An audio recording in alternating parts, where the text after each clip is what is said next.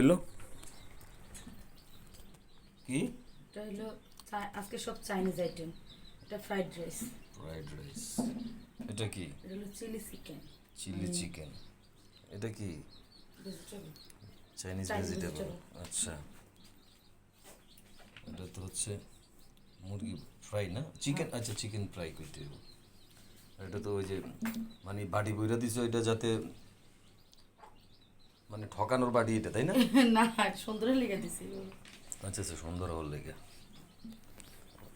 বাবা, আমা আমা রেডি তো? কি খাবা না? তোমার প্লেট শুধু সাজানো হয়েছে পুরো।